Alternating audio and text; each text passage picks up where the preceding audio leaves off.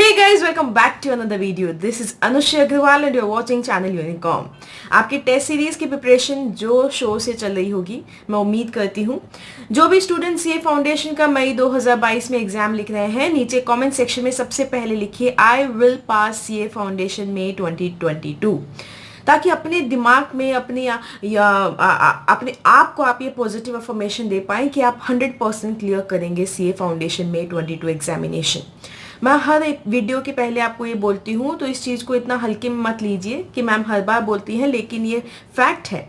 आप जो बोलते हैं वो चीज़ें वाइब्रेशंस यूनिवर्स में जाती है और आपके अंदर उस तरह की वाइब्स आती हैं और आप उस अकॉर्डिंग मेहनत कर पाते हैं। तो अपने आप को हरदम यही फेथ दीजिए, यही अफर्मेशन दीजिए कि you will clear CA foundation में 2022। लेकिन सिर्फ अफर्मेशन से कुछ नहीं होता, ज़रूरी है कि आप उसके अकॉर्डिंग मेहनत करो। आपका एग्जाम है फेब 28 को अकाउंट्स का। उसके लिए मैंने आपको बता दिया कि चैप्टर 1 कैसे तैयार करोगे। आज चैप्टर 2 की बारी है। पूरी डिटेल में अच्छे से समझिए कि चैप्टर 2 कैसे पढ़ना है। चैप्टर 2 में आपके यहाँ पे 6 यूनिट है। देखो, बहुत लेंथी चैप्टर है। स्टूडेंट्स कंफ्यूज हो जाते हैं कि मैम कितना पढ़ें, क्या नहीं पढ़ें, ये छोड़ देते हैं, ये कर लेते हैं।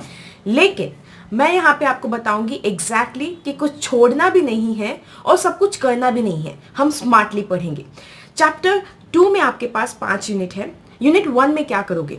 देखो, ये कुछ चीज़ें इंपॉर्टेंट होती है, कुछ नहीं होती। मतलब कुछ बहुत रैंडमली, बहुत फ्रीक्वेंटली एग्जाम में पूछी जाती हैं और कुछ चीज़ें नहीं पूछी जाती। लेकिन इसका मतलब ये नहीं है कि आप उन्हें छोड़ के चले जाएं, क्योंकि आईसीए का कोई भरोसा नहीं है। वो बहुत ही अनप्रेडिक्टेबल तरीके से कई बार क्वेश्चन पेपर सेट करते हैं। इसलिए एक एक बात मेरी ध्यान से सुनिए। यूनिट 1 में आप क्या पढ़ोगे? अकाउंटिंग इक्वेशन आपने 11th-12th में पढ़ा हुआ है, तो तैयार तो है ही आपका। तो इसमें सिर्फ ये ध्यान रखो कि अकाउंटिंग इक्वेशन होती क्या है, that is liabilities plus capital is equal to asset.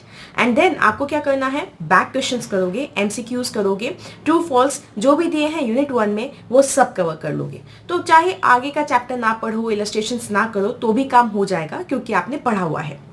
Unit 2 में, unit 2 is all about ledger, classifying, etc. First of all, ledger is the principal books of accounts. ये पता होना चाहिए। Then do illustration number 2 and illustration number 3.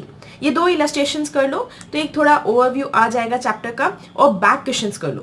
Back questions मैं हर बार बोलती हूँ, चाहे आपका BCK हो, BCR हो, अकाउंट्स हो या फिर और कोई सब्जेक्ट हो, सब सब्जेक्ट्स में जो इंस्टीट्यूट के स्टडी मटेरियल के जो बैक क्वेश्चंस हैं, ये सबसे इंपॉर्टेंट है, करने ही चाहिए आपको। चाहे चैप्टर छोड़ के चले जाओ, back questions, MCQs, true false करके जाओ। यूनिट नंबर 3 में क्या पढ़ोगे? That is about trial balance. कई बार एग्जाम में हाल ही में पूछा गया था कि ट्रायल बैलेंस बना दो। बहुत आसान होता है, लेकिन आपने अगर एक भी इलस्ट्रेशन नहीं किया, क्वेश्चन नहीं किया, तो एक कॉन्फिडेंस नहीं आ पाता। तो सबसे पहले एक ट्रू फॉल्स में क्वेश्चन आ सकता है कि it is a statement not an account, वो देख लेना। एंड देन इलस्ट्रेशन नंबर 2 एंड इलस्ट्रेशन नंबर 4, ये 2 कर लो, इनफ है। और बस साथ में विदाउट सेइंग ये आपके दिमाग में होना चाहिए, बैक क्वेश्चंस और एमसीक्यूज तो मुझे हर चैप्टर के सॉल्व करने हैं। यूनिट नंबर 4 में क्या करोगे? Unit number 4 it is basically about subsidiary books. तो सबसे पहले ये समझ लो what is the difference between subsidiary books and principal books. एक बार ये प्राइमरी बुक्स ये समझ लो, एक बार वो रीड कर लो, समझ में आ जाएगा। उसके बाद एक इलस्ट्रेशन कर लो परचेज बुक का, सेल्स बुक का, परचेज रिटर्न बुक का, सेल्स रिटर्न बुक का, बेया बुक का, बीपी बुक का। मतलब आपकी 8 सब्सिडियरी बुक्स होती है।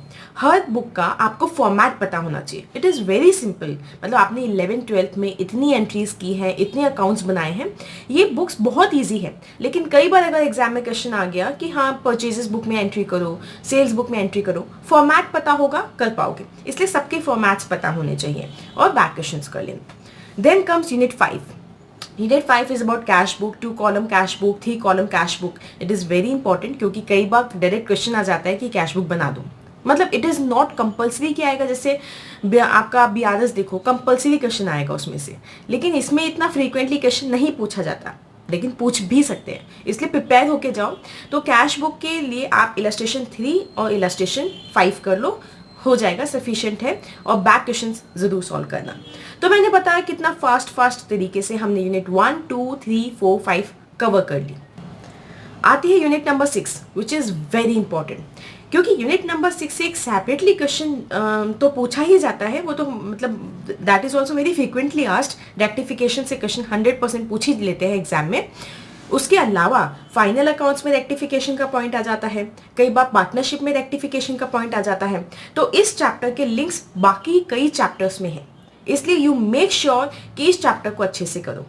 अब देखो, मैंने आपको बताया कि चैप्टर नंबर 2 के अंदर 6 यूनिट है, हर यूनिट को कैसे कैसे करोगे सबके इंपॉर्टेंट क्वेश्चंस बताए हैं। Unit number 6 back to back, मतलब कवर टू कवर, पूरा स्टार्टिंग से लेके एंड तक पढ़ना, एक एक इलस्ट्रेशन करना, एमसीक्यू करना, ट्रू फॉल्स करना, बैक क्वेश्चंस करना, आरटीपी एमटीपी सब करना।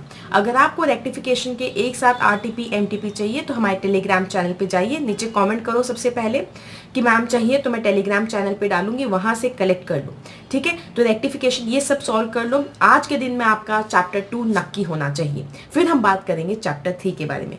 आई थिंक पूरा क्लियर हो गया है। चैप्टर 2 में कोई डाउट या कंफ्यूजन होगा, इलस्ट्रेशन नंबर के साथ, पॉइंट के साथ नीचे कमेंट सेक्शन में मेंशन करना। I will clear your doubts before your exam. So now get set ready for your test on Feb 28। All the best.